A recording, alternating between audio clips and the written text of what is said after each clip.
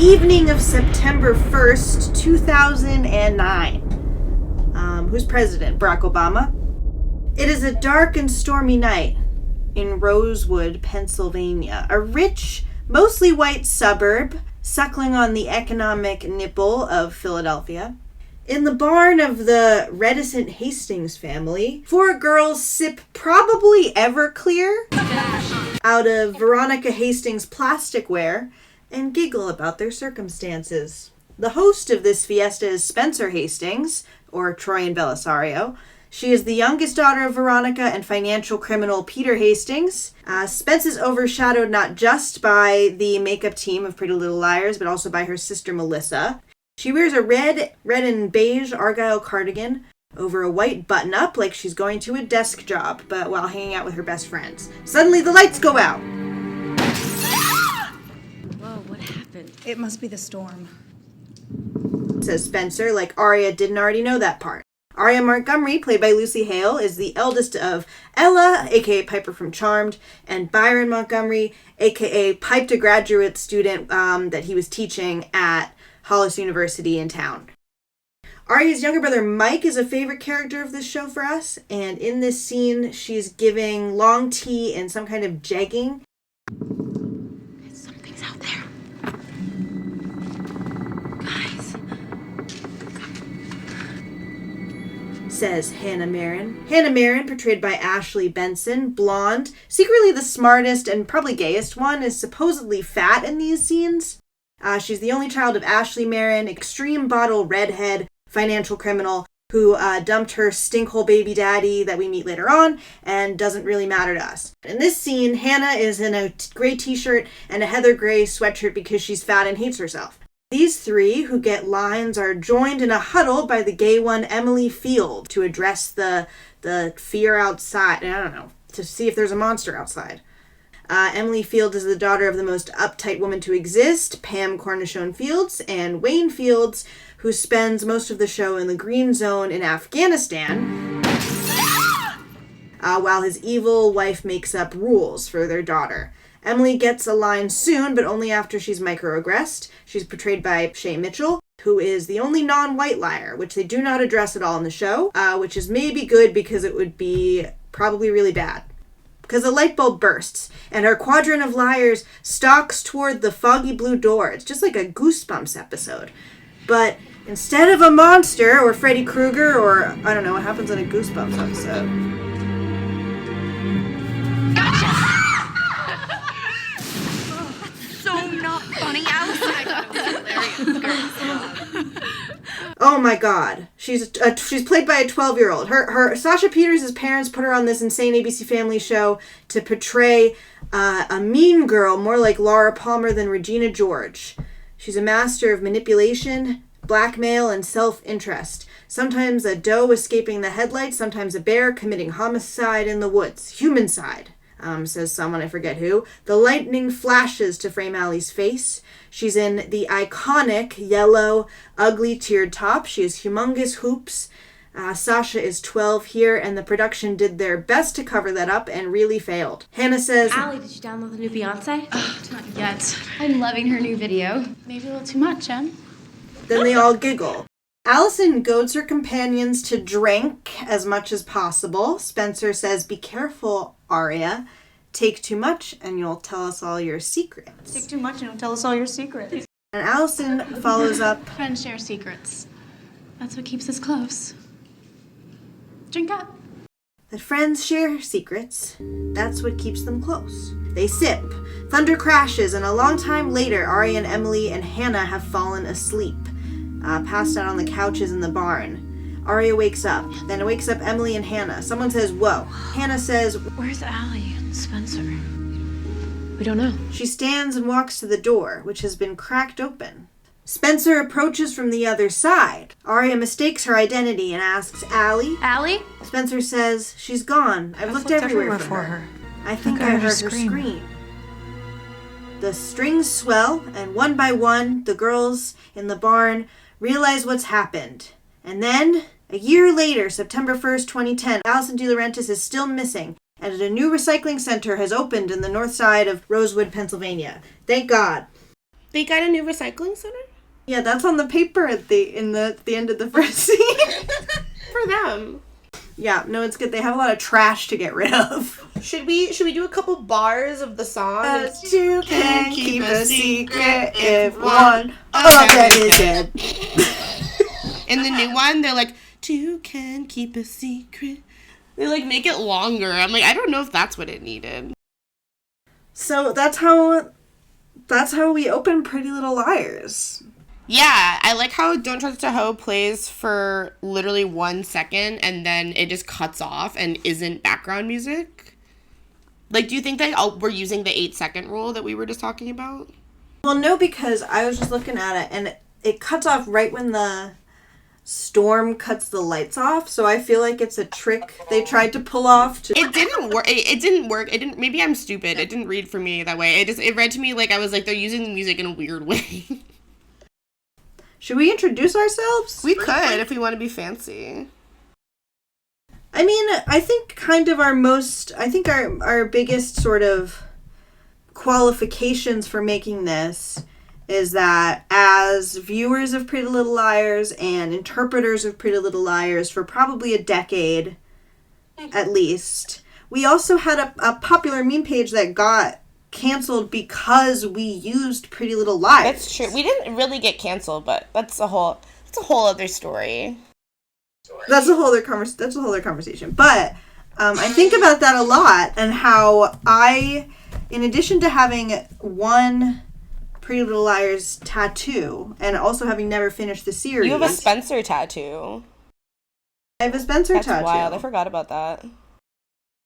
I feel like the show means very strange things to both of us, and we own it in our own little way. So it's good that we're going to talk about it. I gotta say, I don't know what it means to me, and I think I would like to find out maybe through doing this. Can explore it a little bit. I don't really know exactly what my fascination with Pretty Little Liars is.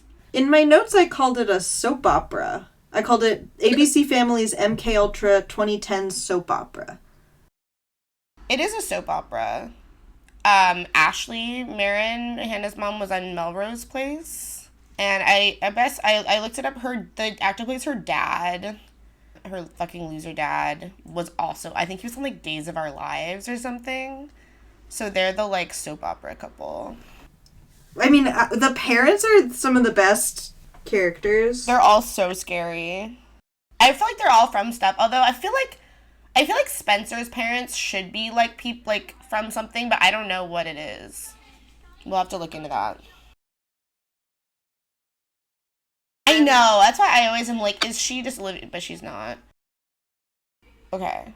What do we have to say about the opening scene?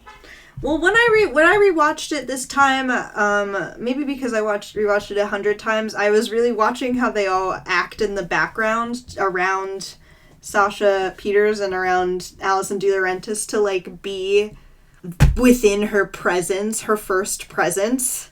And because you mentioned how they're so happy before she comes in, they're like giggling there, and they're giggling when she gets in there too. I mean, it's all just so. It's just kind of the nasty high of being a teenage girl with your mean friends. They're so all she does from the moment she is introduced as a character is just bully them, and they love it. They're so happy. You never see them this happy ever again in the entire show. They start getting stalked, and they're like, "That's way worse than when she just." They loved getting bullied by Allison. There's something about the whole teen girl, like mean girl, whatever, those kinds of dynamics that is very gay, right? Yeah. Yeah, I mean, she's the head of a harem. And they're all, like, special to her in their own little way. Yeah. Yeah, because she's gay, also. A question I had that I couldn't remember is, why is she's making them drink, because she's gonna leave. She drugged them. She drugged them. What does she give them? I don't know if they ever say. GHB. That's crazy, first of all. But second of all, where is she going? So she gave them something that didn't quite work on Spencer, because Spencer, we should know, is tweaking in this scene. She's addicted to Adderall.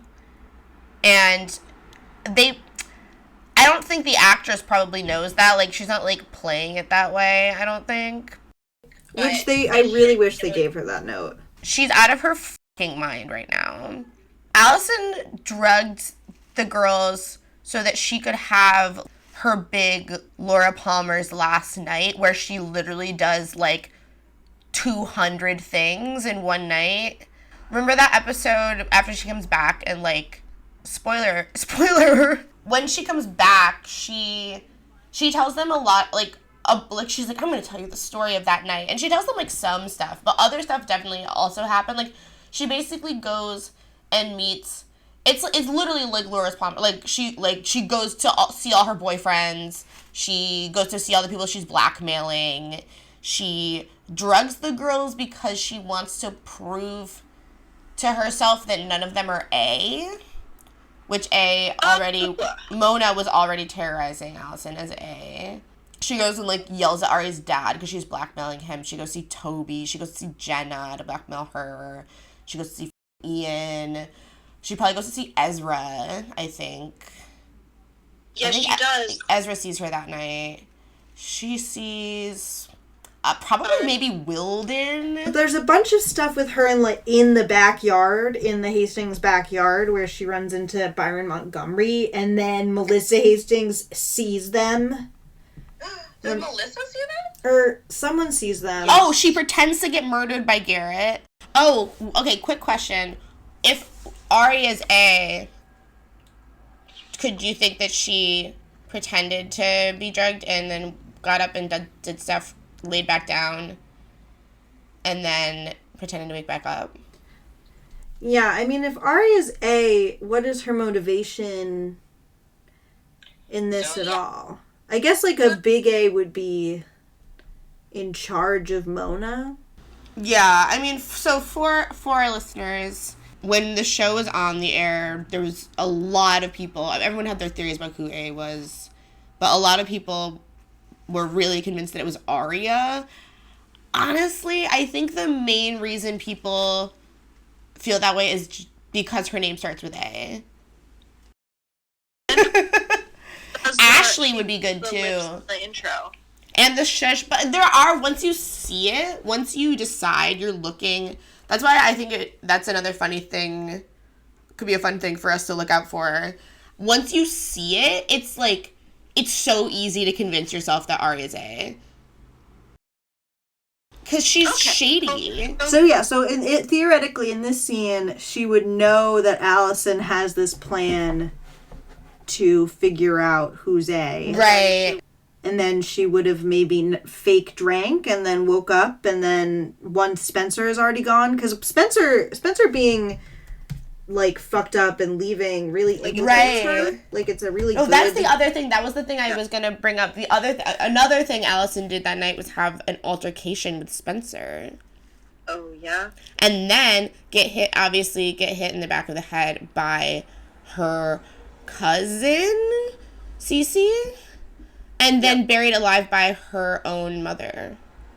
And then she crawls out of her grave. And then Mona fucking rolls up and is like, "Hey girl, get in." Yeah.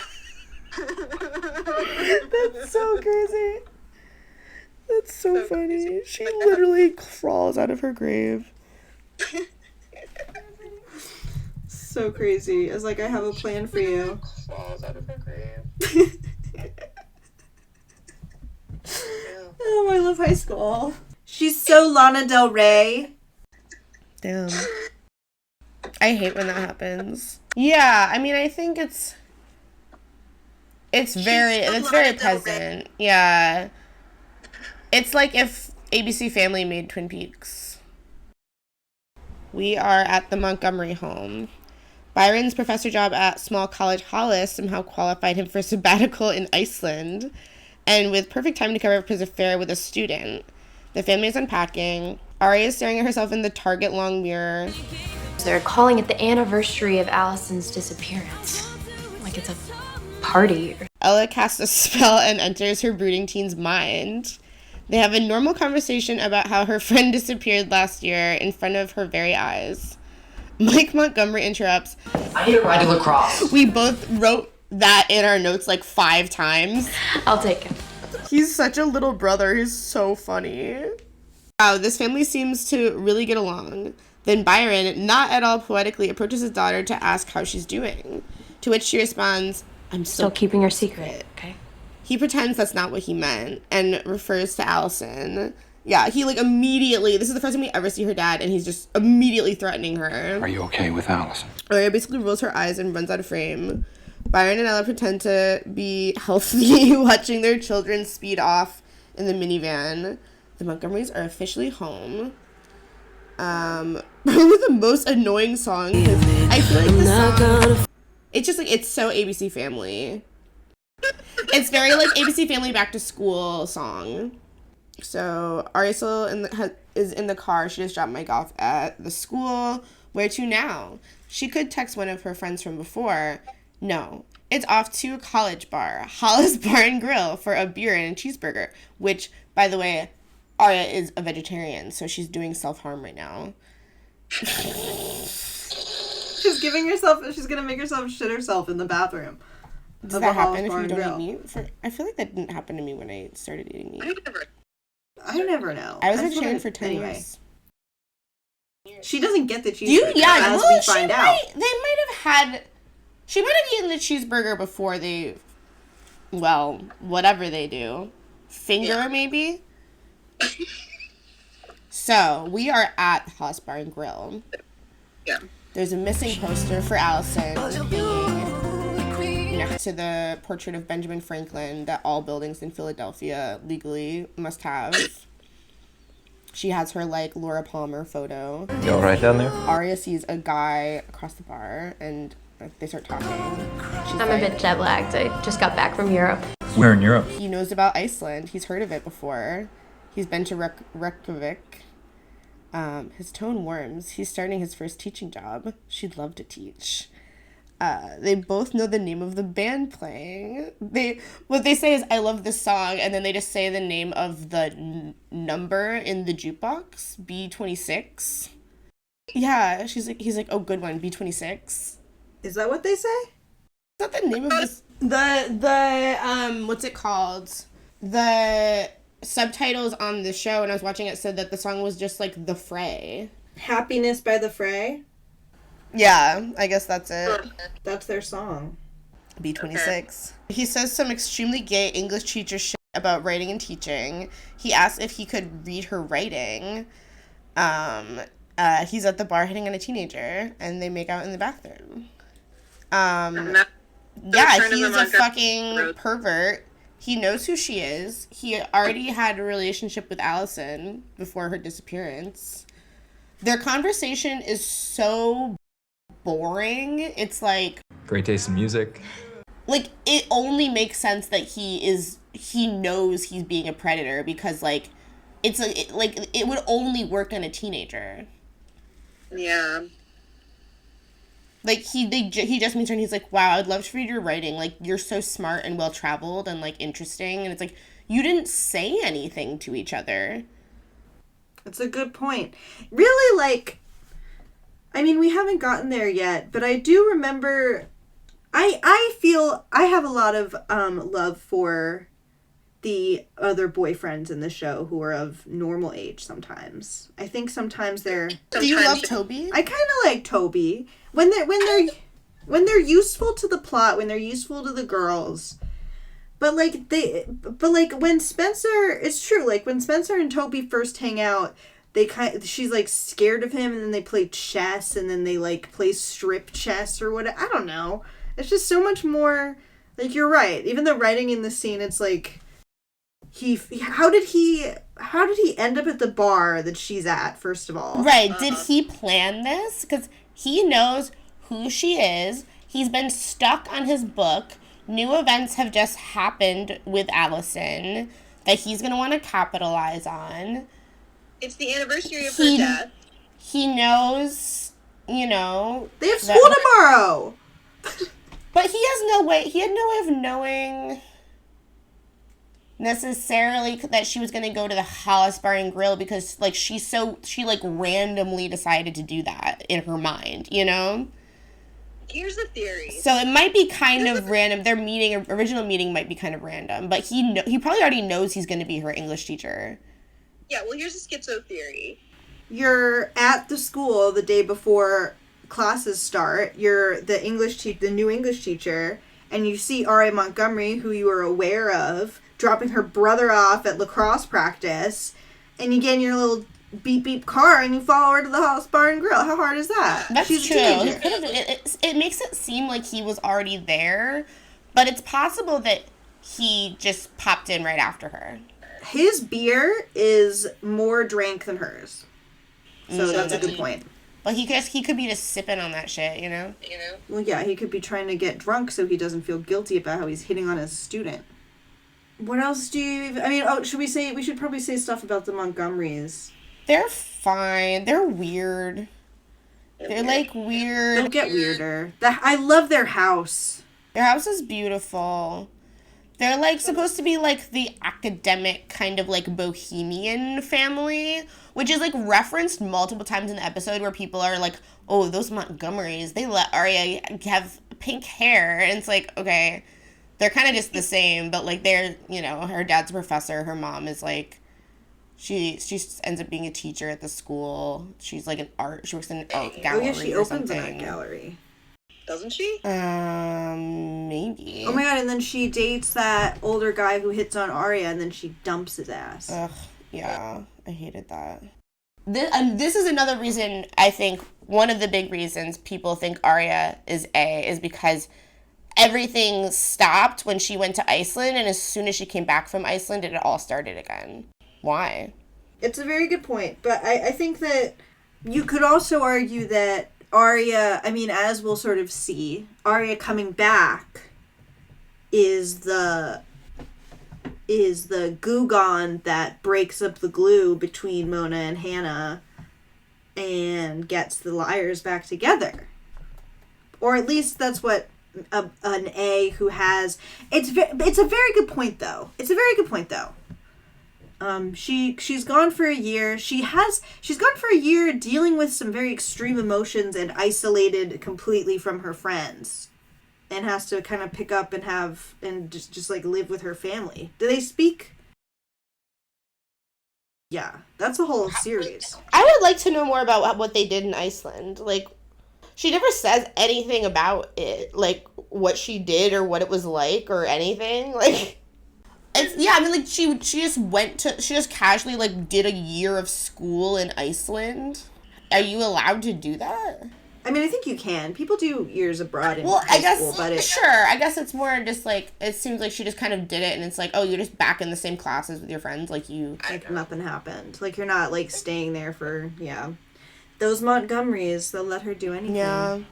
They're so artsy. Did you know Ashley Benson chose the theme song? I did know that, actually. What if that's not true? I'd be very upset. That's actually an urban legend. I like to think that's the only type of music that she likes. Like, I like to imagine her, like, on her, like, listening on her iPod and being like, two cookies. Songs about lying. They all only listen to songs about lying. Just like a little, like Emily Autumn kind of just like... Clown music. Clown music, yeah. Creepy clown music. Hannah Marin is trying on designer sunglasses at the Rosewood Mall and wasting the sunglass guy's time. But they're all maybe. Who pops in but Mona Vanderwall in some adorable pukey green and black trying on a scarf that Hannah tells her... Hey, is this me? Or is it a little too much your mother? The Rosewood Mall is full of shoppers. It's bright white like a heavenly gate. In the reboot, they should make it closed. Hannah slips on some Prada sunnies and spots Spencer thumbing through a rack of shirts for Edwardian orphans. She leads with Spencer's insane summer schedule. Spencer, you're interning for the mayor of Philadelphia or Rosewood. I don't know what that means. Also, never mentioned again. Like, what do you mean? No. Taking classes at Hollis. And using Facebook and Twitter is also something that she mentions. I guess if you think about it, that's really not very much. I wonder how many hours the mayor can have her doing before it's a child labor law violation, I said. And then Hannah says, it's called Summer Vacay, Spence. And then Spencer says, you spent yours sunning and shopping. And then Hannah says, tweet. Okay, can we pause for a second? Yeah. Why did she say that? I was wondering that, because you said, I think maybe it's because they talk about Twitter. I think she's making a joke about how Spencer should tweet about her. I guess that's the only thing I can think of. Because it's like... Or that she was also on Twitter, and that's a thing she did. Like, why did she say that? Yeah. Are the liars on X.com in the new one? I don't... Probably. They're on Spooky Spaghetti, which is what they call, like, creepypasta. Oh, I like that. I would love to be on Spooky Spaghetti. I think Spooky Spaghetti is really good. That's a really good name. Did you see the paper today? She's gone, but she's everywhere. I can't believe it's been a year. Do you remember what Allie said that night? About our secrets keeping us close? I think it was the opposite. Wow. What does she mean by that? I don't know, because it's not like they have a secret. They don't know what happened to Allison, theoretically. So what's their secret that's keeping them apart? I guess maybe the Jenna thing? Guess the Jenna thing. I don't know. The thing I kept thinking about rewatching this is, like, how everyone on the show talks. There's that line at some episode where I think Emily says to Spencer, it's like, why are you talking like Benjamin Franklin? And I feel like everyone on the show does talk like Benjamin Franklin, but, like, if he was obsessed with, like, secrets and lies. And they're always just saying, like, weird platitudes about, like, lies and, like, reputation. I don't know if it ever, like...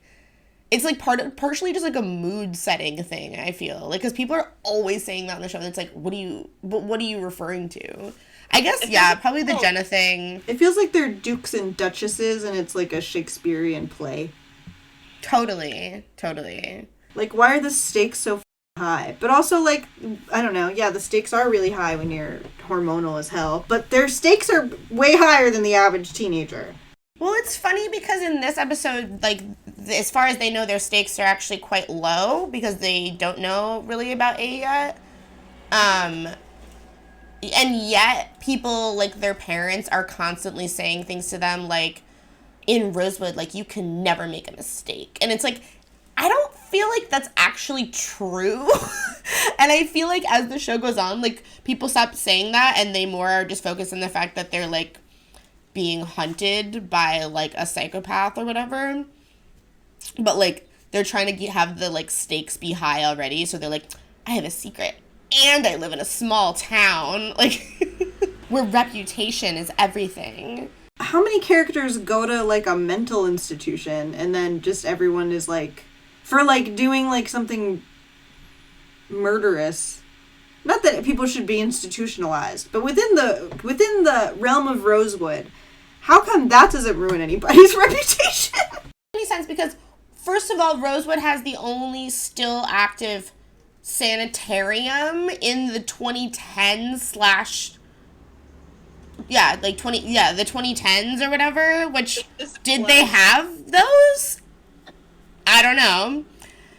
But then, like, it's someone can both simultaneously get sent to a sanatorium and then 1 year later be released and then sent back to the school with the same people that they were fucking hunting for sport, like the most dangerous game.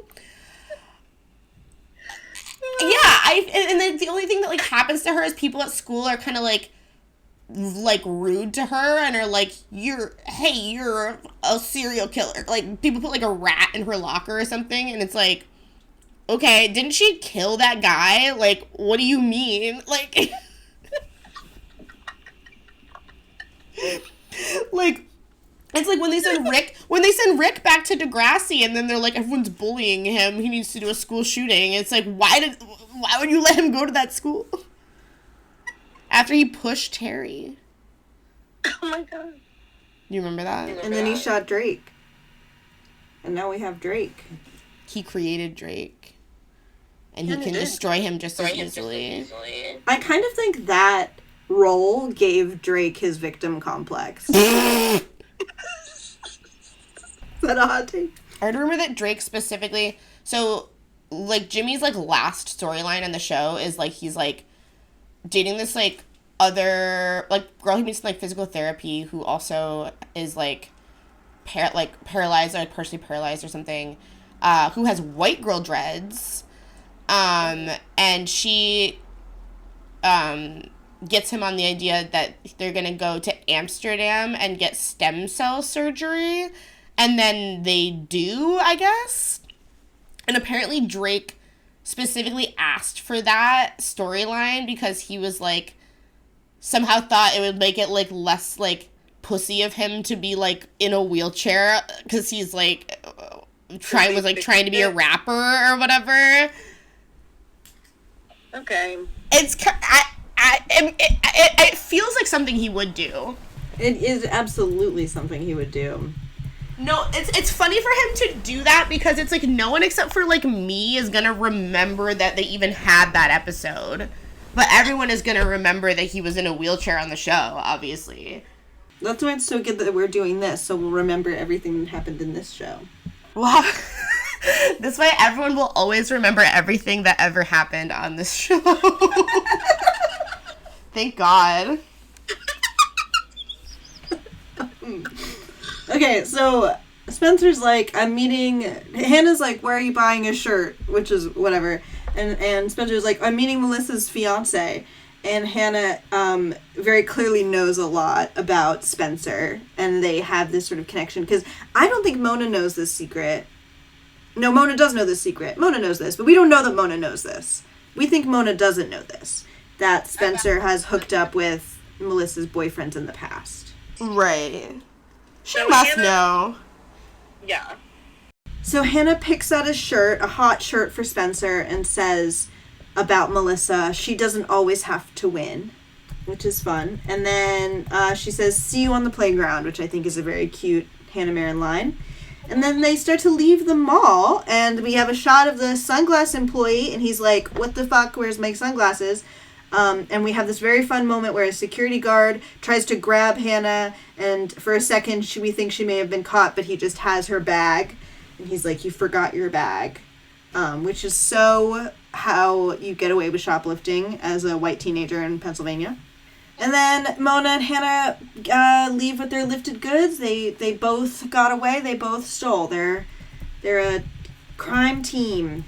I love this scene. This is a great scene. I love Mona being there the whole time. Our first A. Do we think this is what sets her in motion? Yes, absolutely. I think that's why it's so early.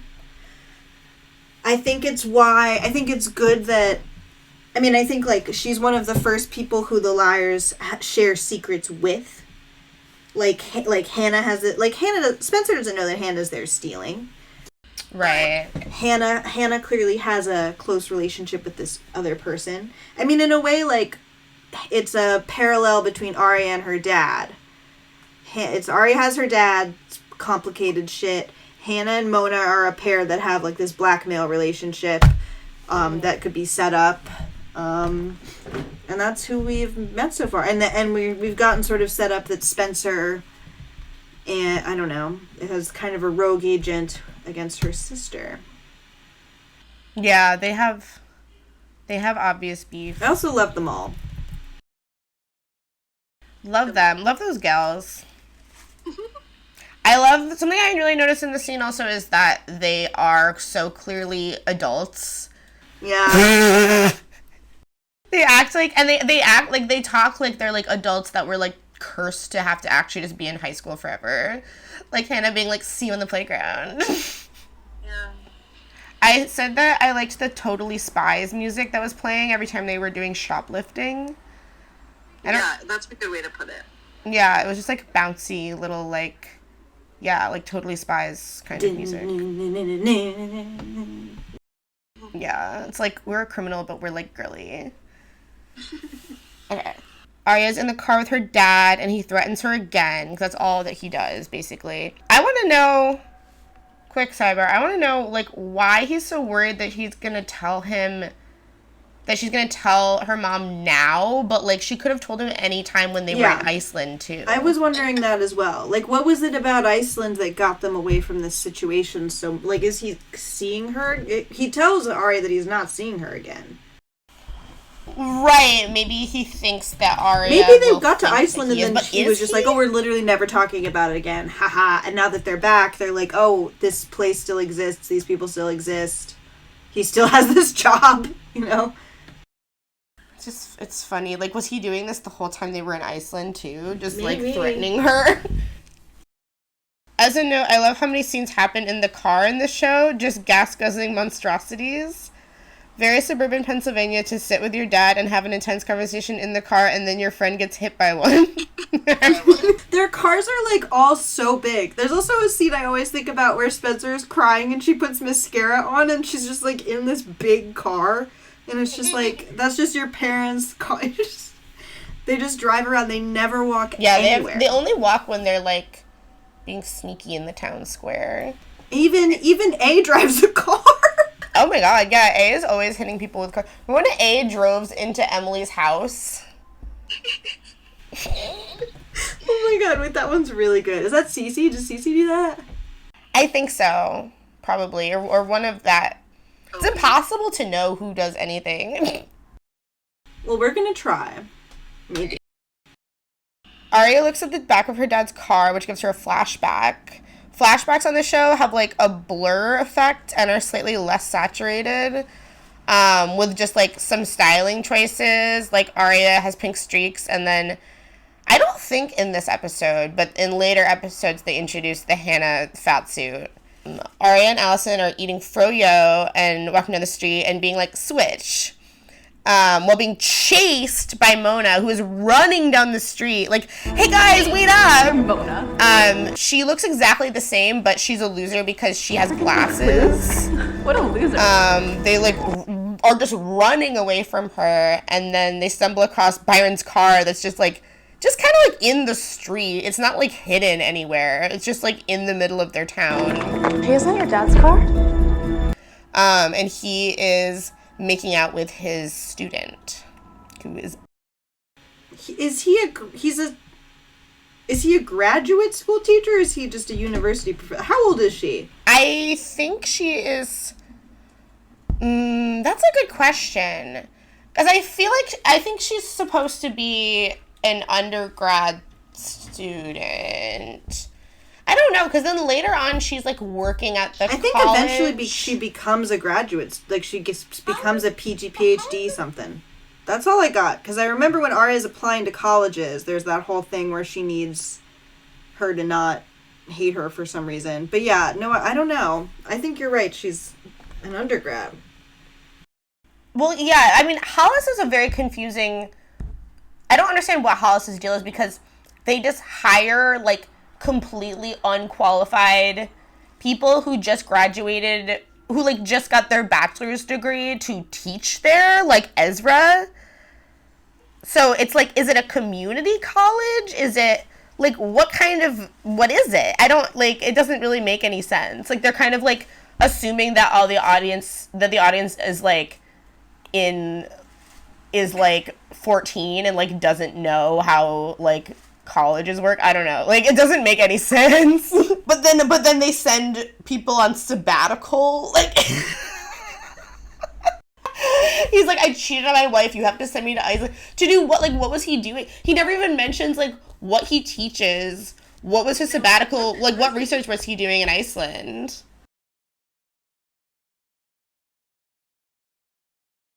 He's not real. I know, but the amount of people... He's literally on the Pretty Little Liars fandom wiki, it says he is a professor and a department chair at Hollis College. It doesn't say what Sure, why not? Yeah, professor of what? He's just the professor of... He's just the one who dates the students. Yeah, he's just a fucking professor of being a pervert. Dude, okay. This is the thing. The most Twin Peaks thing about the show is not even... that there's a dead blonde girl or that she later reappears as a brunette or any of the other stuff. It's literally that every single man in their town is a pedophile. Yeah. Like, every single man is attracted to teenage girls. Like, real quick, think of a man in the show that's not attracted to teenage girls. Well, once they age up, their husbands... Sure. Okay, before that, at least. I don't know. It's really is most of them, isn't it? Yeah, it's like maybe some of their dads are okay, but... There aren't any other teachers, too. Yeah, the only teachers are Ezra and Arya's mom. So ironic. You made a note that said that Allison in the scene where they're running from Mona is wearing like a Hot Topic type skirt, which implies that she chose Arya to try being kind of goth. I think that's an interesting thought because I'm saying that about my own thought. That's so interesting of me. But it's always a little bit less, and this is maybe another thing that makes Arya be a suspect, because it's always like less clear what the deal was with Allison and Arya's relationship. It's not as fleshed out, and it's not as obvious, like they talk about, like, oh, Allison chose us for different reasons. It's less clear why Arya was chosen. Is it because Allison wanted to try out being goth? Maybe. We later see her with her little kind of spooky brunette look. Because it's like, Emily, she's gay. Spencer, she's gay. Well, Spencer, it's like, they're in kind of like they're like competitive with each other. Hannah, it's like she is like playing on her insecurities, trying to make her have a fucking eating disorder or whatever. Arya, it's kind of like, what's their deal? What's the deal there? It is strange. She just wanted to try being goth. It doesn't really, like... Because that's not something that a mean girl would really do in most... Well, no. I think that she's kind of... she's collecting her, like, team. And a team always needs a goth girl. So she was like, I need a goth. Where's my goth? What was it on All That? It was like, Bridget sleepover or whatever. Yeah. They had the goth girl. They were like, you know how every group has the one goth Bridget's girl? slumber party. Yeah, Bridget's slumber party. You always need someone who's kind of intense. Oh my god, Britney Spears was on that. On Bridget's slumber party? Wow. Damn. Emily and Arya meet up and start talking outside of Rosewood High on the first day of school. I almost didn't recognize you. I think the last time we saw each other, you had a pink stripe in your hair. Yeah, well, when your parents want you to be yourself and you don't know who you are. You weren't well. You should have called. It's so weird just running. We kind of lost touch, Emily, remember? Maybe that's what we had to do. Emily is guarded, but very morbid. She's like, we all know that Allison's dead, right? Which is the first time anyone said it. Arya, in fact, even says... I mean, we all know she's dead. Right? I just never heard anyone say it.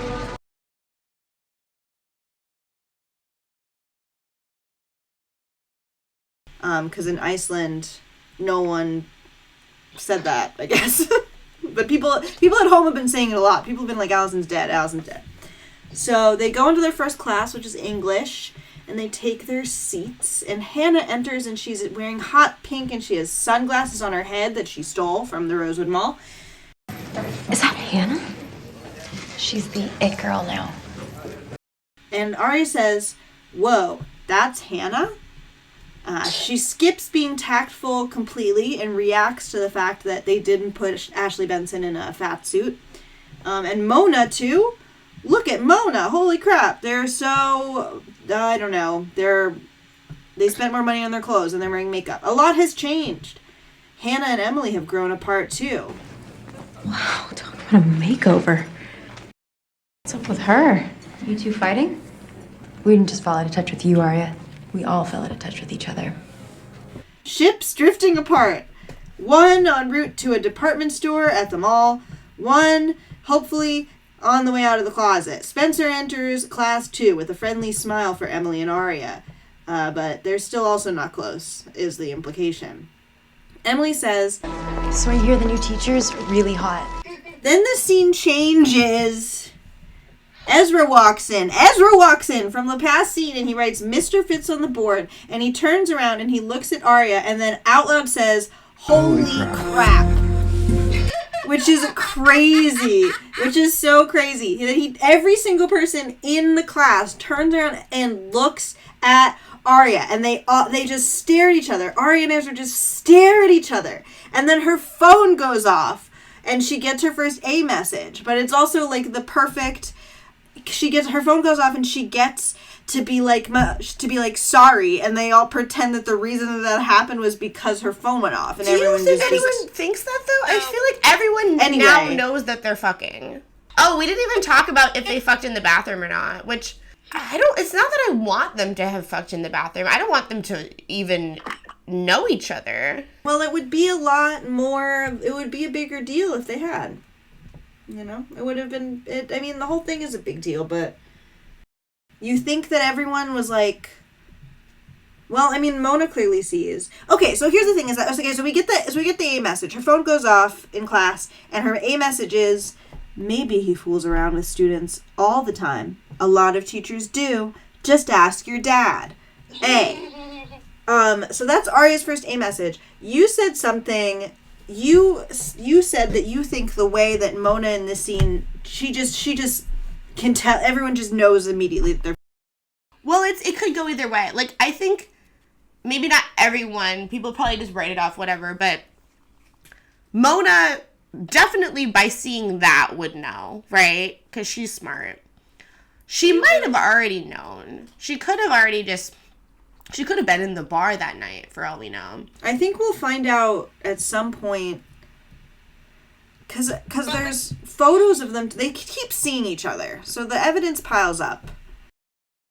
It piles up very quickly, but, like, this is the first time. Like, she could have just bugged them, but it's interesting to think about her in the early episodes, at least, like, just knowing everything, mostly from just kind of, like, being around and no one really paying attention. Like, she could have just been in the bar. She could have just seen him walk into the classroom, look at Arya, and go, holy crap, and then, like, drop his books, like, idiot, you know? But she does text really fast, if that's the case. And she comes up with clips very fast, which I believe. We see her text in this scene. Were you did you text in class and were you good at it? Were you fast at it? I guess. I texted in class sometimes, I guess. I remember looking at Tumblr in class. I once got in trouble for texting in class, and I told the teacher that I was texting my mom about how she was getting a bone marrow transplant, and I just lied to get my phone back. I just full-chested lied about something really fucked up. I pretty little lied. That is Pretty Little Liars, a little bit. Teenage girls say messed up stuff. Adult women say messed up stuff, too.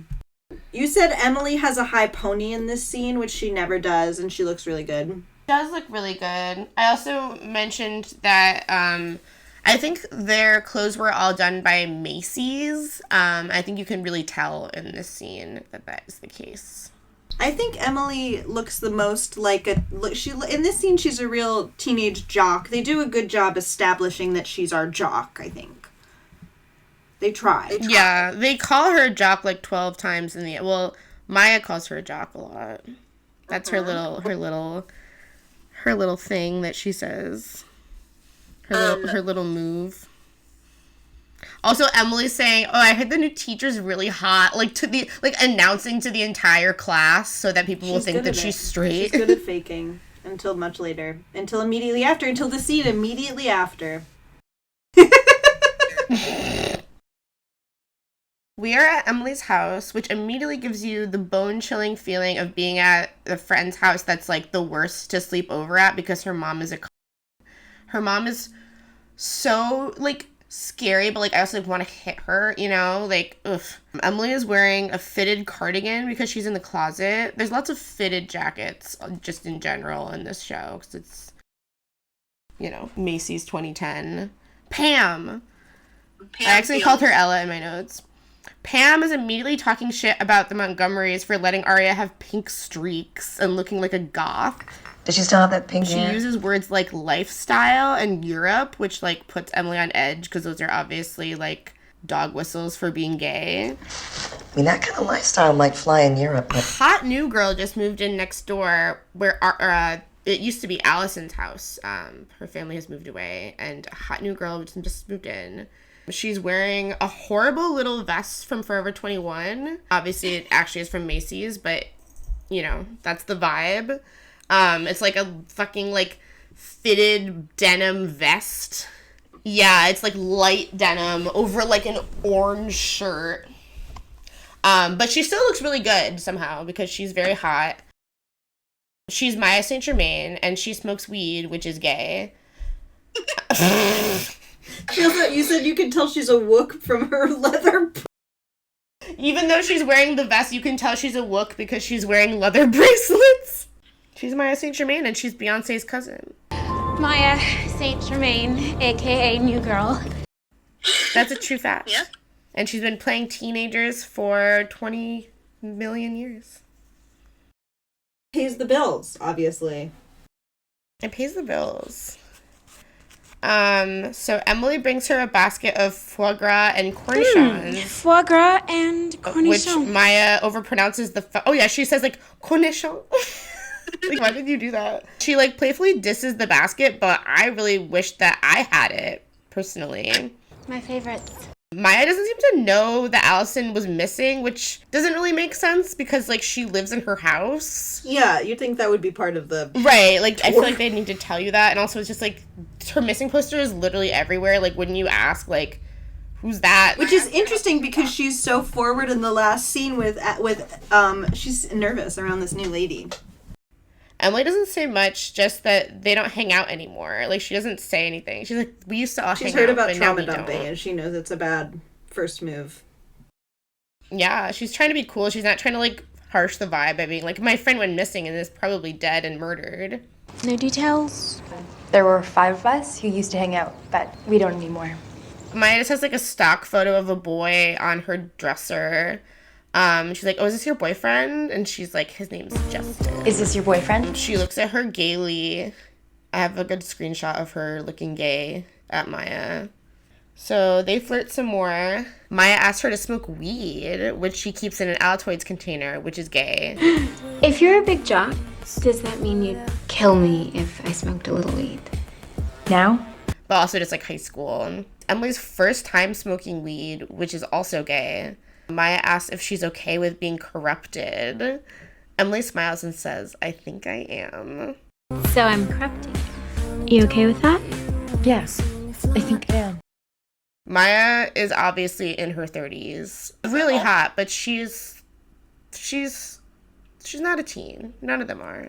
You wrote they're digging up... Oh, they're literally In the digging up... backyard, she has a line about... My mom's a cellist. They're building a studio. Do you play? Something for cello? A cello house? A gazebo! No, they're tearing down the gazebo. Because they want to build something about how her mom plays the cello and she wants to, like, play the cello in the backyard. I don't remember. But you can see the backhoes in the yard digging up the yard, and they're digging up Allison. There's always backhoes in my backyard. That doesn't make any sense. Okay. This is like you wrote foreshadowing for digging up Maya. Ooh, That would have been really yeah. good if they did that. It's kind of crazy they even thought to have them digging in the backyard in the first place. Yeah. That's actually, it's pretty smart. I was surprised by that little... You always comment on Maya's room being very well put together for her room to look like her room. It's a cool room scene. The stock photo of Justin. Justin, yeah, he has like flippy hair. Her bedspread. Her dresser. And it's Allison's house. It's where Allison last laid her head to rest. Or was that Hilton Head?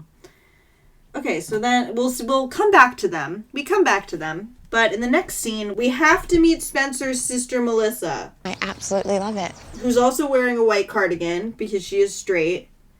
The top button is the only one button, and she doesn't have her arms in it. She's wearing like a black dress, and she has the white arms of her tight cardigan flopping along the sides, which is I don't know what that is for. I don't remember when they decided to start doing that. Her veneers are crazy. It's like for when you want to like be like, oh, I'm like Jackie Kennedy. Melissa Hastings is very Jackie O. Yeah, she's also wearing a headband and like her hair is like slightly bumped. Honestly, when Mom said you were converting the barn to a loft, I couldn't see it, but it's beautiful. She tells Spencer that even though Spencer spent all summer converting the barn into a loft to live in, Melissa and her new fiance are going to move in instead because we're a couple, Spencer. Mom and Dad agree. Ren and I are staying in the barn while we redo my place in the city. No, I'm moving in for junior year, Melissa. Classic Hastings Gossip Girl fake wasps played by Italian actors type of sibling power play drama. It's because Spencer is like the only reason they let me redo the barn. Or no, they let me redo the barn and I was going to live in it for junior year. Are they juniors or sophomores? That's the deal that I made with Mom and Dad. I got the grades, I did the internship, I gave up my summer because I wanted this. Interesting that she wants to live in the barn when that's where it happened. It is weird, isn't it? Maybe she wants to solve the mystery. Maybe she thinks she'll crack the case in her little Adderall burnt brain. Okay, so we meet Melissa's fiance and future diamond Ren. I'm Ren. Who is wearing... he's wearing a half Argyle sweater from Target, probably Macy's. And he's British. And he obviously wants to Spencer already. Almost, like, really, like... This is one of the best lines. This is one of the best Spencer lines in the whole show. Because Melissa says... I was hoping you'd be happy for us. And Spencer says, you know what they say about hope. It breeds eternal misery. And then storms off. It's amazing. And then later that night, Spencer is in the Adirondack chair reading To Kill a Mockingbird because she's in high school. And Ren goes out for a fag, which he pulls out of the flower bed. He just, like, sticks it in the flower bed. Yeah, you'd think that Veronica Hastings would come across that pretty early on in her. Yeah. Spencer asks if her sister knows that her new fiancé smokes. And he replies, does she have to know everything? You'd think that she could smell it on him, because it's not exactly an easy secret to keep, but, you know, maybe because he's a doctor. You're a med student, right? He knows something we don't. He apologizes that they took the loft. They flirt. Spencer basically gets fingered, you say. And Spencer says, you're not like Melissa's usual boyfriends. I actually like you. Which is really confusing because Spencer likes all of Melissa's boyfriends. That's what she says to all of them. I wrote Spencer is actually the most goth in many ways, and I'm trying to remember what I meant by that. Well, she's very much an old, like, she's kind of like Morrissey goth. Or even, like, to Arya's American Heights, goth. Like, oh, I'm, like, wasting away on my estate, like, old money kind of, like, I don't know, like, she's, I don't remember why. I think just maybe because she says the hope breeds eternal misery line. Well, she's so brooding. And her sister did just kind of screw her, but it's also, like, so fine. I don't know. I think that's a very good point that she's got the most goth one in many ways. There's a lot of outfits in this show that if they were just all black would be more interesting for her. Yeah. I think maybe what she was wearing, I can't remember what she was wearing, but I feel like that influenced why I said that also. She's wearing the shirt that Hannah gave her. Or Hannah made her buy at the Rosewood Mall, which is the, like, purple. It's very much a Macy's top that you put over some jeans and you look fine. You're wearing a blouse. Yeah. She's wearing a going out top. They're all wearing going out tops. Good for dinner with your sister's fiance. So, what is Ren's deal? What do we think Ren's deal is? It's really hard to know. Because Melissa is supposed to be at college in Philadelphia, right? And she has a... Is she in college, or she's graduated from college already? The timeline with Melissa is confusing because she also dates multiple people in high school who are then graduated. Because what freaking classes? She's the same class as Jason De Laurentiis and... Is she? Who is she? She's supposed to be with Ian? She's approximately like Ian, Garrett, and Jason's age. Ren is supposed to be a med student, but then like by either later in this season or the next season, he's like fully just like a doctor. Yeah, at Radley. He becomes the only doctor in their entire town. Which is interesting, they had to import the only doctor from Britain. Yeah, very interesting. He also is a pedophile, as we've already seen, because he is in the show. He's a man in the show. He is later to be revealed to be the biological father of Emily and Allison's twin daughters. Ultimately, his girlfriend, Alex Drake, killed him as she wanted to become Spencer, and he had tried to stop her. Is that true? Yes, and then she turns him into a diamond that she wears around her neck. I don't really know what his deal is. In later seasons, he's really useful for getting into Radley. They kind of need a doctor. They were like, we need to have a doctor, Carol. Yeah. But he's always shady. He's always like involved with shady stuff. He's always doing weird shit with Melissa. Him and Melissa get back together like There's 7 times. There's a scene when Spencer gets really drunk and invites him over. I like his name, like the bird, Ren. Yeah. He doesn't seem... Is he the doctor when Emily gets human growth hormone poisoning?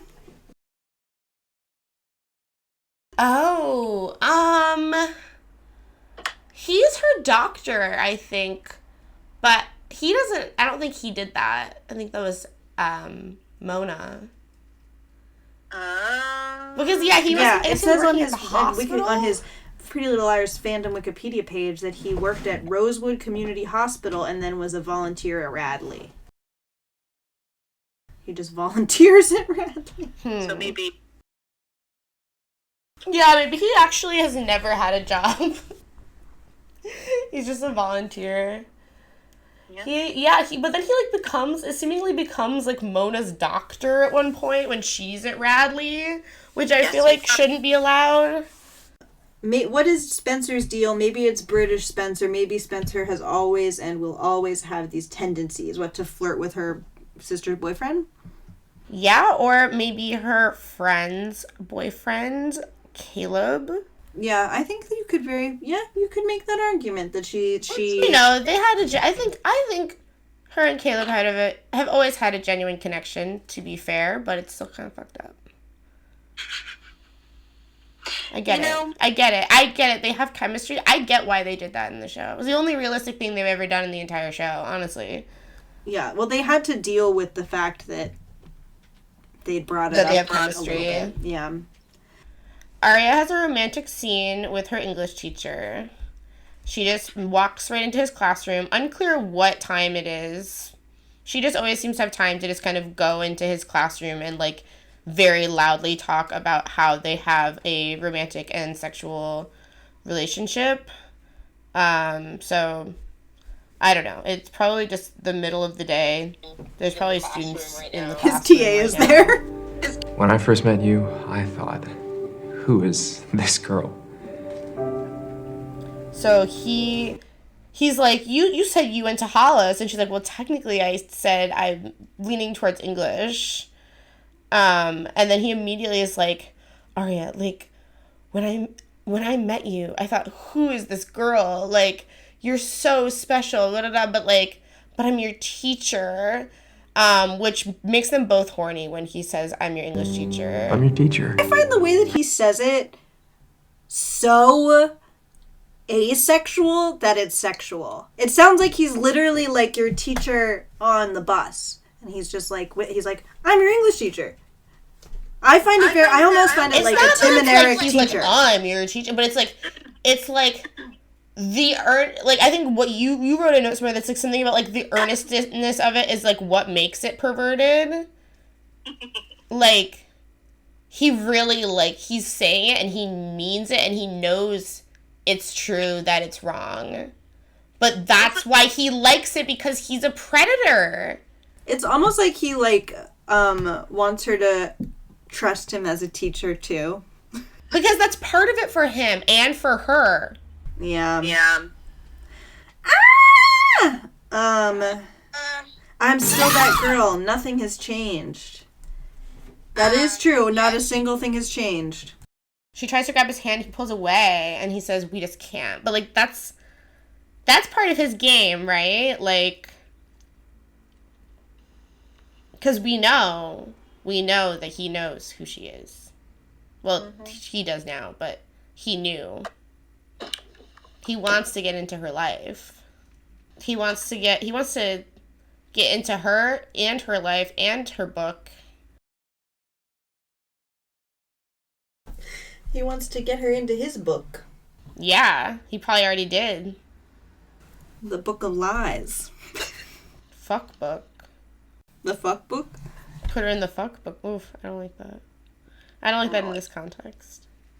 That sounds like a, I like when you said he stalked her life on the boardwalk. He did. He stalked her life on the boardwalk. How did he end up at the bar? It's like the first day she's home. He's like he's gonna be her English teacher tomorrow. Yeah, like it was like the day before school and they're both drinking at the bar. That's pretty nuts. What's Ezra's game here? He stalked her life on the boardwalk, blah, blah, blah, blah, blah. Okay, Emily and Maya are taking a walk after smoking gay weed, something that, you know, you have to do when you smoke too much gay weed. And Maya says, I've never had a jock friend before. I guess that makes you my first, which is so cute. They see Allison's stuff, again being taken away by the garbage man. And Emily finally opens up to Maya about Allison's disappearance because she gets really sad and emotional about it. Because She disappeared last summer. as far as we know at this point, everyone is moving past it. She's been gone a year. It's a turning point where maybe we can all kind of get over it, you know, and move on and do new things. And Maya and Emily have this beautiful opening up, and Maya, they go in for like a little hug and they actually kiss, which is really awkward. And then they're like, okay, goodbye. And Emily leaves smiling, and it's really wonderful and sweet. And then we're in the locker room for field hockey. Spencer's in her gay little field hockey uniform, and Emily is opening her locker. And she gets a letter from A. She gets her A letter, our A message to Emily, and she says, A says, hey Em, I've been replaced. You found another friend to kiss. Juice. Everything all right? Spencer also in the scene asks Emily if she's okay, and they almost talk about it. Because Shay Mitchell does a very good job portraying Emily as someone who cannot keep a poker face at all when any bad thing happens. So it makes sense that Spencer is like, what's going on? Have you seen that girl on TikTok who does impressions of Emily? No. You have to find it. It's all just her like seeing something and then just like looking around, like shifting her eyes around. It's so fun. It's like once you see it, like it's like, wow, that's really like Shay Michelle's like whole thing. Or Shay Mitchell. I think it's Mitchell. But it's okay. Her other thing that I really like is that she is bad at hiding that she's Canadian. It slips up all the time. She'll be like, my big.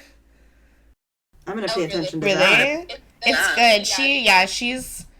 You hear it a lot. Torian Belisario is Italian. Or the other ones are both... Lucy Hale is American.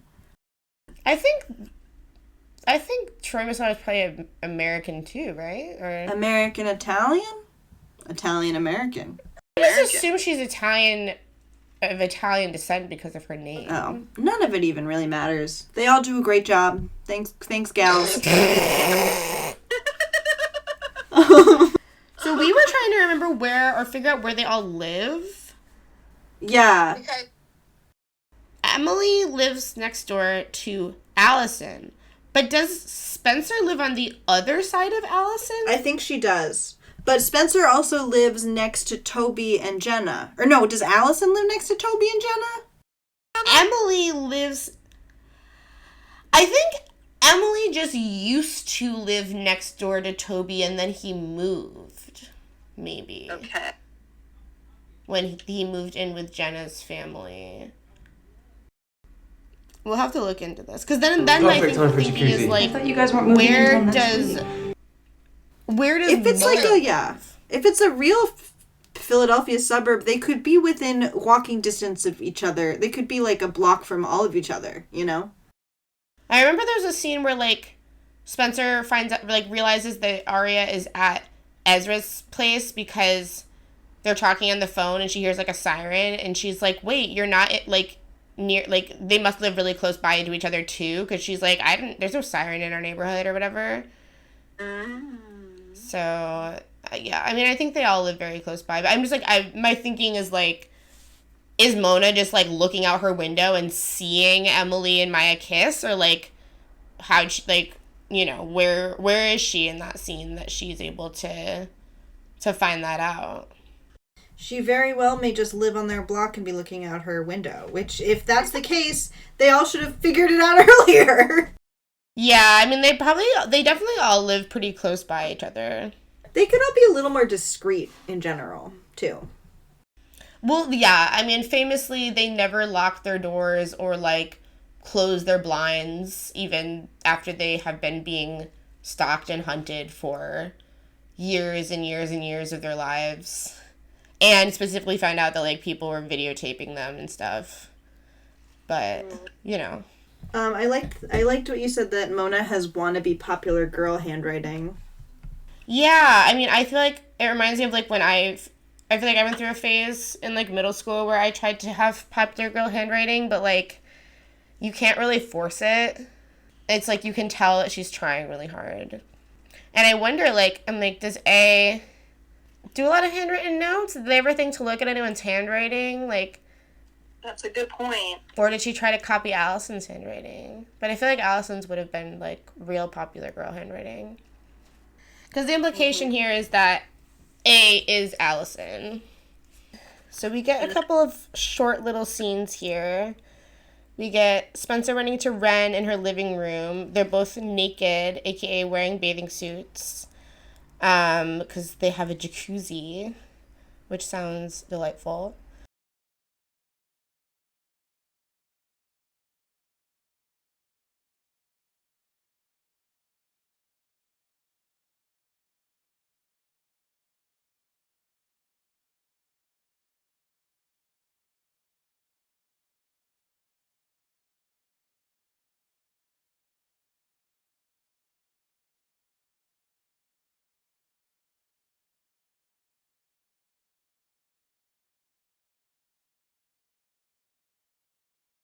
Says she's sore from field hockey, so Ren just starts like massaging her until Melissa comes in and interrupts.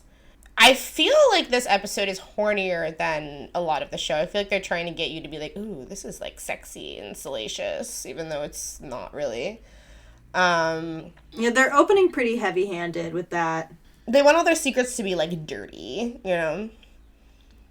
And then we get a little scene of Ella and Byron Montgomery unpacking boxes and drinking wine because they're like bohemian academics. They talk about how things were in Iceland and how they want it to be good here too, but things might get in the way. It's kind of like, why is this scene here? Like, it's kind of like, I guess it's nice to see them, but it's just like they've brought this plot point of Byron's affair up like, what, 4 times in the episode already, and it's not really moving forward, so I don't know. We have And it's not like we have other scenes with anyone else's parents talking to each other. Yeah, they're the only parents we really see much of their relationship. But I feel like I kind of don't care to. I'm not interested in their relationship at all, honestly. It seems bad. Like, I would like to see... You know what? Whose relationship I would like to see more of is... fucking Peter and Veronica's, because they're fucking they're like Mr. and Mrs. Smith. I feel like they're probably trying to like assassinate each other all the time. They're like fucking, they're like from Scandal. Yeah, they have much worse secrets. They have other stuff going on. She's like his lawyer sidekick. They are probably terrorists. They are probably criminal. They are financial and political criminals, probably. Yeah, this is like... Veronica comes home and is like, my daughter's being stalked? Oy vey. I don't know. That's why the show doesn't make any sense. Because Spencer could just, at any time, just go to her parents and be like, hey, I need you guys to take care of something. And they would just assassinate A immediately. No, it's true. And then make all of this disappear and no one would ever know anything. It's true. You know? Like, what is Spencer's secret that she's trying to keep? I guess that she's... Well, now she has a new secret, which is that she's making stuff happening with Ren. Really is what it is. But it's just... And the thing is, like, nothing has actually happened. Like, her secret is that she has, like, a crush on him. Which you could just be like, no, I don't. Speaking of which, the next scene... I love this one because Spencer spies Melissa and Ren out the window, going into her barn that she renovated that is now a loft, whatever she calls it. And then she's like listful, she's sad. She goes to her laptop and her A message is an email. So Mona makes a burner email account and says, poor Spencer, always wants Melissa's boyfriends, but remember, if you kiss, I tell. A. And then we get a flashback with Ian, but he's played by a different actor? I believe you. Allison is immediately a cunt making gross comments about Hannah eating cookies. And then says to Spencer, you need to tell your sister, as Ian and Melissa are like walking past them. Oh my god, it's such a high school. It's like, everyone just, like, relax and do your thing. Spencer and Allison go and talk outside. Oh, because Melissa is like, tell me what? And then they just keep walking. What the hell are you doing? She's gonna find out. No, she's not. Spencer and Allison go and talk outside, and they both have curled hair and bikinis, and Allison threatens Spencer that she's gonna tell Melissa that Spencer kisses Ian to try to help you do the right thing. Hannah is literally watching through the window, eating a cookie the whole time. They were like, Ashley, you have to be holding a cookie and eating it in the scene through the glass door while you're watching your friends fight. Spencer grabs Allie's arm and says, if you say one word to my sister about Ian, I'll tell everyone the truth about the Jenna thing. Then we go back to the present, and there's this shot where Spencer is reflected in her bedroom mirror and... Wait, she's reflected in her bedroom mirror and window, and she looks out her window and she sees Allison... she sees Allison in the window in the other house, right?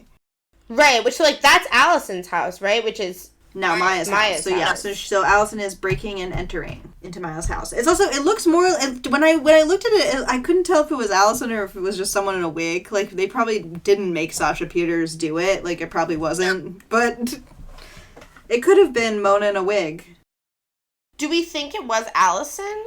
I think it could have been Mona in a wig stalking Spencer. Or was it just Spencer seeing something? You know, like, was it supposed to be, is it real or is it not? Bro, listen to this. What if Mona has access to Allison's house? I thought you were going to say, what if she has access to Allison's hair? No, but what if she has hair on? She probably does have access to, like, all of their houses. Yeah, so maybe what it is that the De Laurentiis house has been sitting... unused. Maybe what she does is she goes into the De Laurentiis house and she's like can watch Spencer. Right, but now people are living there, so but she could have been in the past for sure. How does she get in that? Maybe it is Allison. Well, whoever's in there, they do a very good job being sneaky, even though now someone lives there. How does Mona know about Ren? It's actually just British Spencer. How does Mona know about Ren? I think that's Mona in the window with Allison's hair on. Why not? It could be. Because someone saw Spencer looking out the window. If it's not that Spencer is like looking out the window staring at Melissa and Ren, and it's Mona being like, oh haha, like you obviously want him, blah blah blah, and maybe she's seen the other things that have happened. Right. Or she's seen the other things that have happened and is like, just the timing is right when she sends the email, or maybe she sent the email earlier in the day, you know? Yeah, she certainly must know about Ian. I was thinking also, like... Definitely about Ian. Is there any reason why Allison would have told Mona any of these secrets? Because their whole thing is they're like, oh, these are things Allison knew. I think Allison told Mona everything. I think she gave her, like, the black book on her way out. Yeah, so, to help her be popular or whatever. Yeah, and to help her do this. I mean, I think that... I don't know if Allison... I think Allison... Because Allison was like, I'll make you popular. But she was already doing this to Allison. She was the one doing it to Allison, and she tricked Allison, and Allison didn't know that she was A. That's very fair. But to Allison, being popular means being able to do this. Being able to blackmail everybody. Right. So... it would set Mona up very well in the school if she had information about Spencer. Also, how tight-lipped is Allison, really? Especially when she's on the run. No, I think she told her everything. Well, she might have. Mona also, because she was stalking Allison, just may have already just kind of been aware of this situation with Melissa, Allison, Spencer. Yeah. She might have just known that from just kind of stalking Allison. Because Allison was obsessed with Ian. Didn't Allison have a diary? Yeah, God, she must have. She's literally Laura Palmer. She couldn't not have a diary. I think that's a plotline.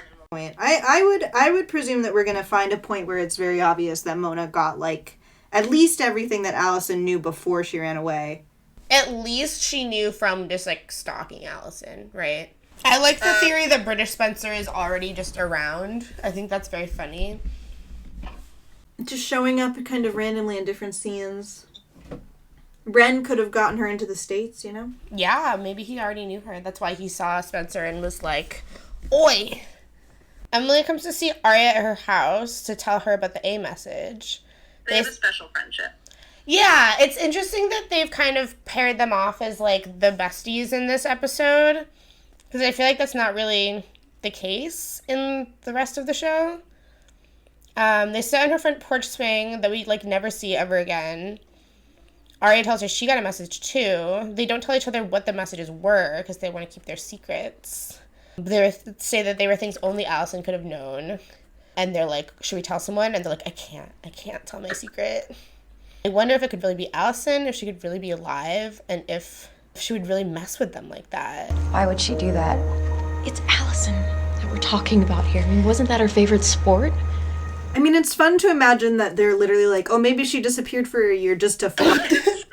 Well, they also were like, oh, these are things that only Allison could have known, but, like, she only knows the first half of all of these secrets, right? And then the second half is, like, something that only a stalker would know. Stuff that literally just happened in the last couple days. Yeah. Or, like, even within seconds of something happening. So, like, I mean, I guess they think Allison is following them around. Which I think is just what the plot of the books is. Is that Allison's following them around? I think Allison is A. I think that maybe it comforts them to think that it's Allison. Yeah, because they don't know they haven't found the body yet. Oh my god. Alright. Here we are. Finally, we're at the Marin house. We meet Ashley Marin. Woo! Insert, like, auga. Ashley Marin. Sorry, cut that. Fuck. We meet Ashley Marin, Rosewood's hottest divorced MILF, and Hannah's mom. Her and Hannah pick at tiny Caesar salads while discussing how her husband left. I ran into Ella Montgomery today. She didn't know your father left. I hate telling that story. So change the story. I did. You grew up. You grew apart. It was mutual. And honestly, we are much happier without him. Ashley has like bangs in this episode, which I don't think she ever has again. I'm not sure how I feel about them.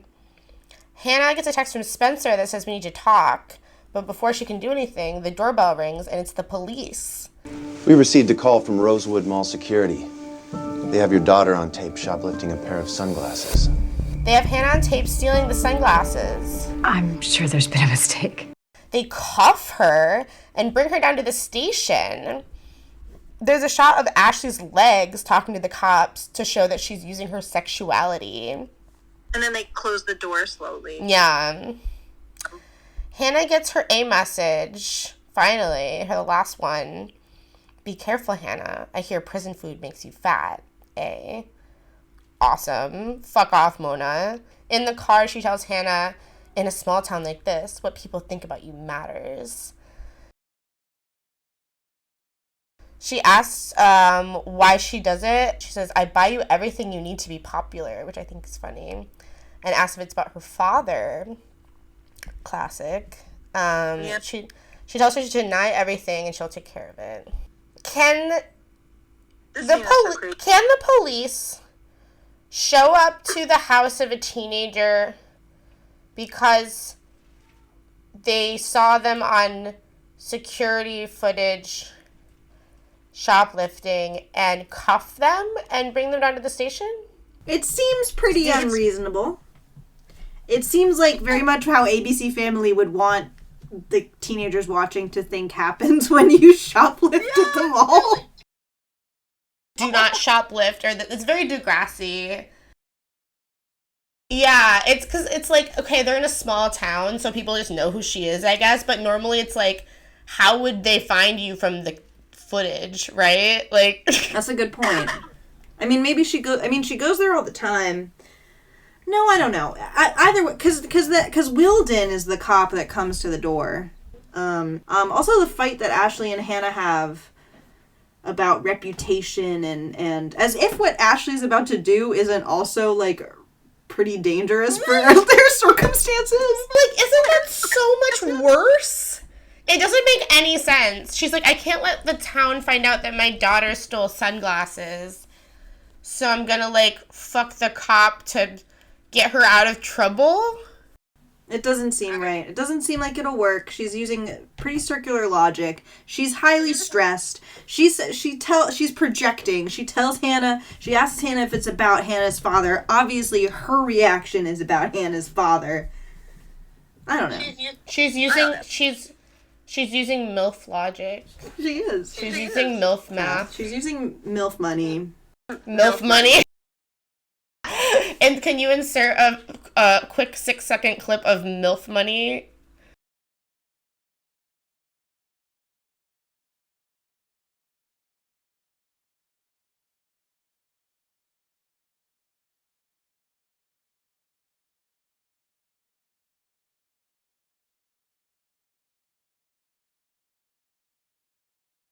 The song that plays when they find the body is playing as ambulance speed past Emily on her walk home. What is the song that they play when...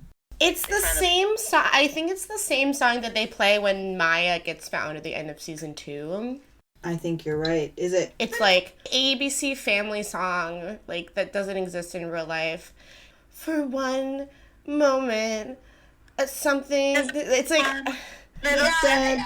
falling down, something tumbling down. On the Reddit, someone did a poll: best use of suggestions by Aurelia Has Orchestra. 69 people voted for Emily finding out that Maya was murdered. 8 for Emily finding out that Allison was murdered. 32 people said both are great scenes. Well, the one with Maya is chilling because the song starts playing and you immediately know what it means. It's something is going to be mirroring the Allison scene, which is very chilling. Here, I'm going to play the song.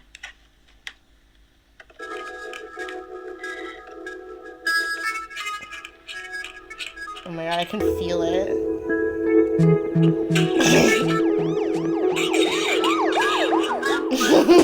It just takes a second for my world to come So crumbling they're playing down. that. Emily is walking down the street that she lives on, and she sees a bunch of cop cars and the most random extras. There's literally like a woman with like a kind of a funny hat. I don't know. Everyone looks like they're... Yeah, I don't know where they picked people from. Anyway, so there's a ton of extras outside of Maya's house. And she sees Maya standing outside. They're both wearing horrible fitted jackets. Emily runs up to see what happened and tell Maya her news. Oh, no. She runs up to see what happened. And Maya says, I tried to call you. They found your friend. Oh my god. And then Emily, it like fills with... I knew she was back. Is she inside? blood and excitement and joy. And is like, I knew she was back, which is an insane line. Because she got the letter and she's like, I knew that Allison had decided to make her return by bullying me again about our relationship. And she said, is she inside? And then Maya says, Emily, I'm sorry they found for my Allison's... world to come crumbling down.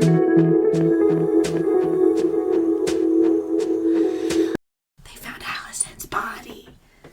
The coroners, or the EMTs, whoever...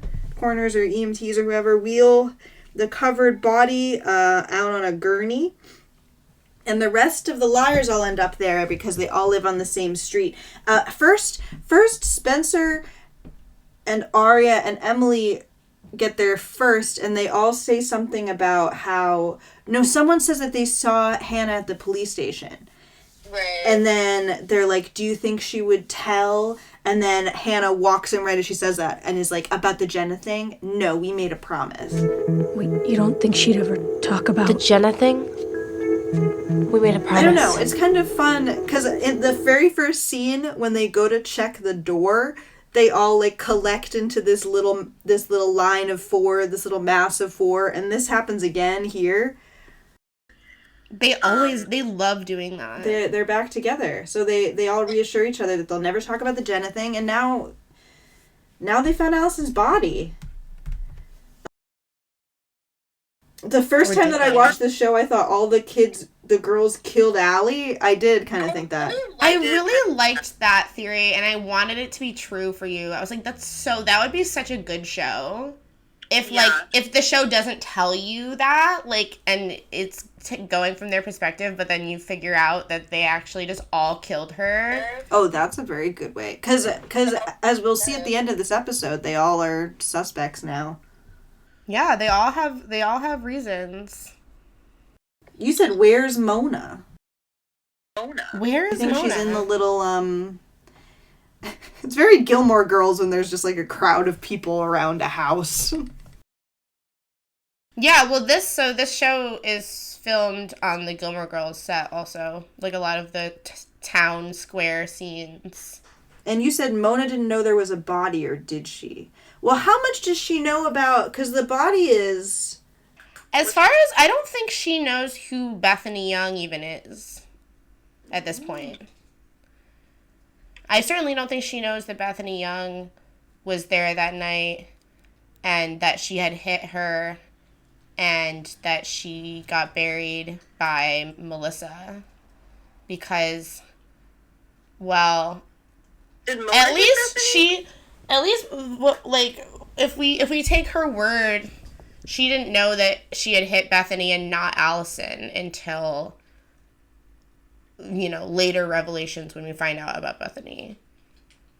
Because it seems to be that what Mona's perspective is that she tried to kill Allison. She hit Allison.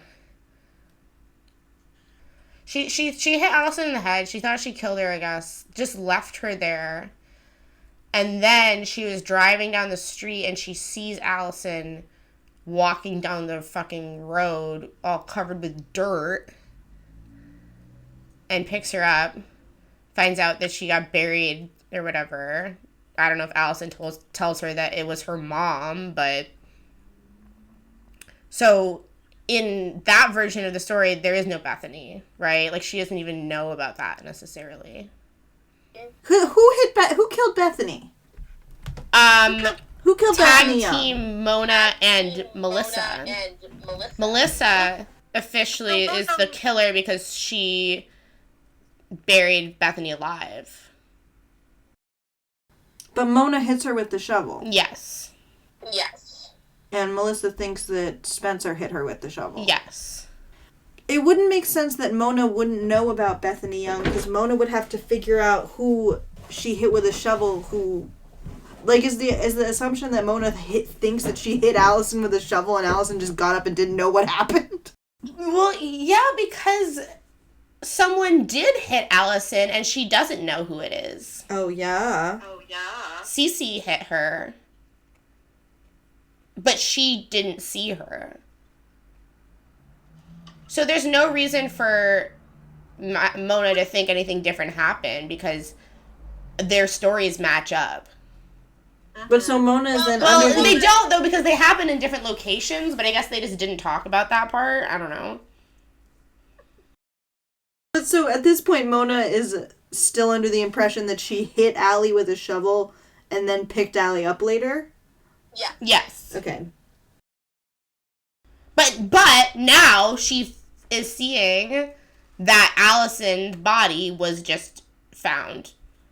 Yeah, now she's like, wait a minute. She's like, the fuck? Okay. Probably some of Shay Mitchell's best acting in this scene. Gotta give it to her for giving us something different. Some fear, some, I don't know. Okay, and then this is really fun. So then we have, we get to see the news through Hannah, who is eating Ben & Jerry's and watching her friend's body bag on Killer TV. is at large in Rosewood. And then there's banging at the door. And it's Wilden. And clearly Ashley Marin made a date with him, and they went out, and then they came home, and he is literally slamming her into the wall, and then they go upstairs. Megan writes, did she really need to do all that? The TV recap thing calling this Ashley having an affair with Wilden is sick. It's true. And there's this moment where Ashley and Hannah make eye contact, and it's very like, oh, this is some mother-daughter shit that will be coming back. Isn't it crazy? It's like, did she need to do all that? No. She really kind of didn't. I don't know how... Yeah, how much is the fine for... What is the fine for juvenilely stealing sunglasses? They only know about the sunglasses, supposedly, too. So it's like, it's probably fine. Just give them back.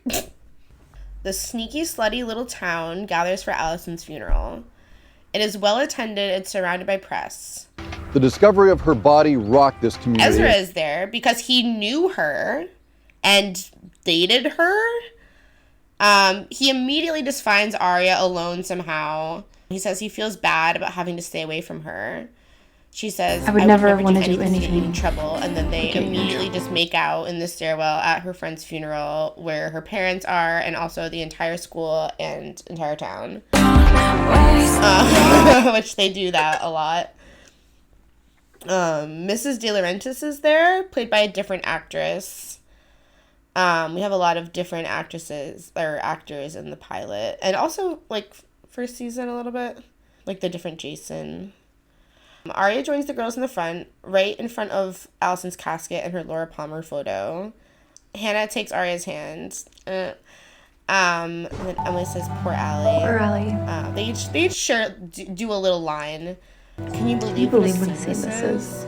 Allison would have loved it. Allison would have loved it. Popular in life and Popular in life and death. Hannah sees Emily's face and hands her a flask, which is hilarious. Arya realizes that all 4 girls have gotten A messages, which is like, yeah, obviously. She's like, you guys got messages too? Like, anyone we know? Emily and I aren't the only ones who got messages from A, are we? They turn around shocked to see a blind girl has walked in. It's Jenna from the Jenna thing. She is with Toby, who's also played by a different actor. He helps her find her seat, and they all look very freaked out. The priest says, the Lord giveth and the Lord taketh away. There's some other like ABC Family ass song playing. Oh, it's like that song. These songs are classic to me. Like when I hear them, I'm like, I remember this. I've done too much singing this episode. We should just put the song in, but it's the song that's like, you can't turn back it's all the hands of so, time. I mean, it all fits. It's true that she's dead. You can't turn back the hands of time. It's true. Oh my god. Okay, so then Wilden, they're all standing. This is the first scene where they're all wearing their funeral dresses, which will change. They have to keep buying black dresses throughout. So their funeral outfits are like a little short, but they're overall pretty. Compared to later funerals in this show, they're dressed pretty normal for a funeral. Emily, Spencer, Aria, and Hannah. So Wilden comes up to them after the funeral. He threatens them. He tells them he's gonna need to question them all again because now it's a murder investigation. And he says, I will find out what happened last summer, which is like, that's fun. Know what you did last summer. It's fun, I got one too. And then they receive their first Group A message, which they, of course, read out loud in unison. I'm still here, bitches. And I know everything. A. Oh my god, and then they track out really far from above them, and they're at the church, and they're in their little huddle. They always do that. They always huddle and then read text messages that are supposed to be a secret out loud in front of everyone. The huddle is so good. There's something about it where you're like, yes, you're a little coven. Like, I like when you were asking if Allison was watching. And they even say that. They're like, Allison would love this. I bet Allison went to her own funeral. Of course she went. They must talk about that later on, that she went, right? Did she go as Vivian? They never bring it up. She must have gone. They should let us remake the show.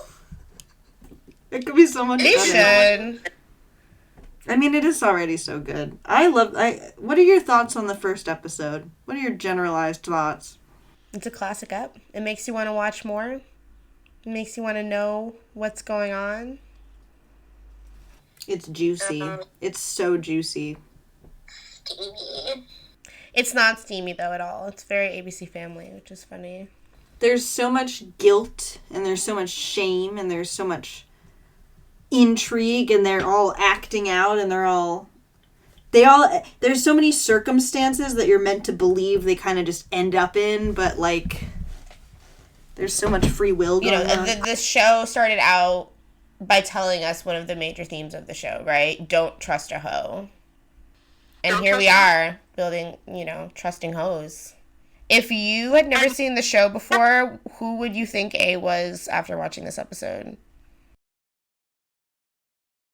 I would think after this episode, if I had not seen the series before at all, I would think that it was Allison.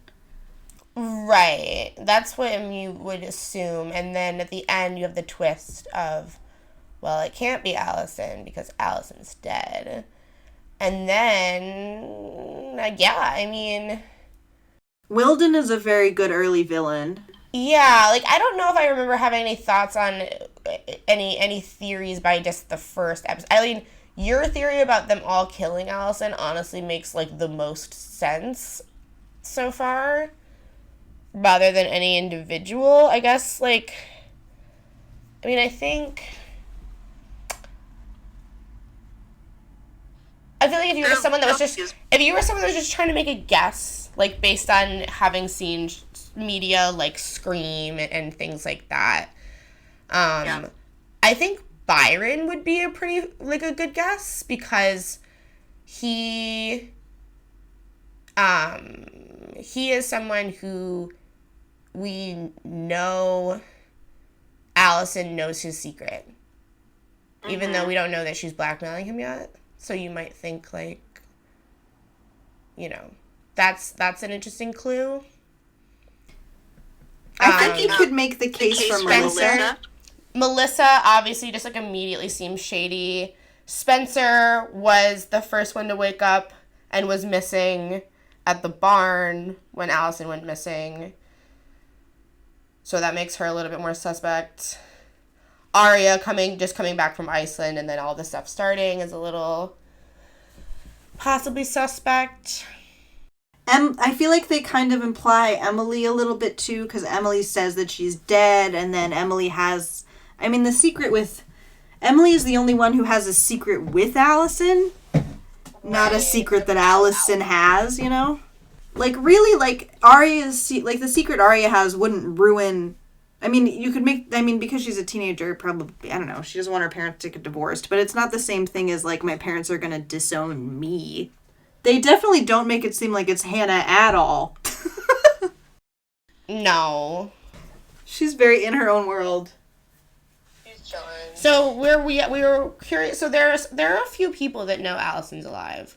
Mona's one of them. We were just discussing, like, what is she thinking? Another character we haven't been introduced to another character we also have not been introduced to yet, but also knows Allison is alive, is Noel Khan. Mm-hmm. What does he think?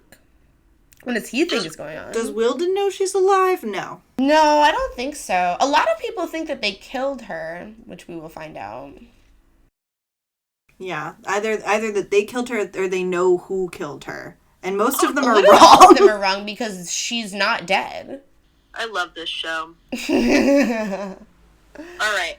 There wasn't a lot of... We talked a little bit about, like, clothes. There wasn't, like, a ton that stood out to me. I feel like we mentioned any little funny outfit details.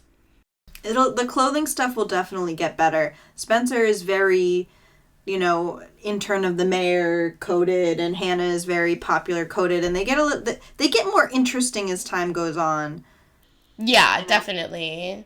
Yeah, they have some more, especially those two have a lot going on. I can't wait. We're gonna meet Emily's boyfriend next episode. Oh God, I was like, who? What's his name? And we meet Hannah's boyfriend too. Whose boyfriend? Oh, Hannah's boyfriend. There aren't any boyfriends in this episode, which I actually kind of like. They don't actually talk about boys very much. It passes the Bechdel test. Yeah, they really. Well, yeah. There's Arya and everyone is kind of potentially starting new relationships or whatever. But yeah, I think Emily like mentions Ben for a second when she's talking to Maya. Hannah never mentions Sean in this episode at all, which is really funny. Like, she's just been hanging out with Mona, like, every single day. Because her and Sean don't fuck because he won't let her. Yeah, and her relationship with her mother is more important. So true. That plotline's more interesting and more important. All that happens with him is just, like, the chastity stuff, and they introduce Lucas. He's... Sean is literally just the pathway to introducing Lucas. And introducing Caleb. Well, I guess Caleb... Sean's already, like, completely out of the picture when Caleb shows up. Yeah. It's like Lucas is her other, like, love interest kind of character, which is weird. I kind of love that, actually. There's Hannah as the popular girl, because Hannah is so not a Laura Palmer. Oh, no, not at all. She's, like, really, like... She's genuinely in it for the clothes, you know? Likes having fun. Like, she likes hanging out with Lucas because he shows her, like, stupid videos online. She loves... No one understands her jokes, and they always are mean to her. Hannah is the smartest liar in a stealth way, I would say. I mean, she's been shown to be, like, she got the highest SAT scores. Not that, you know. All right. This has been our first episode of Nosey Ditches By, and we'll be back with the second episode of the MK Ultra Odyssey, Pretty Little Liars. Better keep it, little baby, I'm waiting,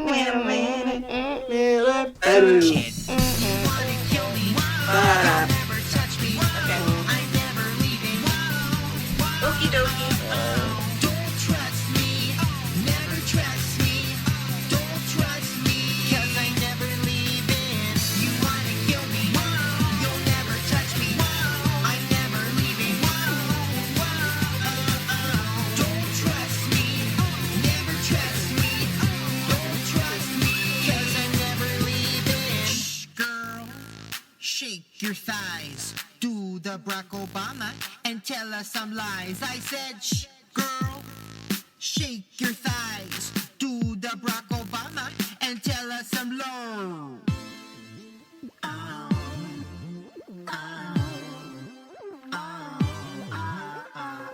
Oh, they think I'm going somewhere? Only place I'm going is the White House, motherfucker.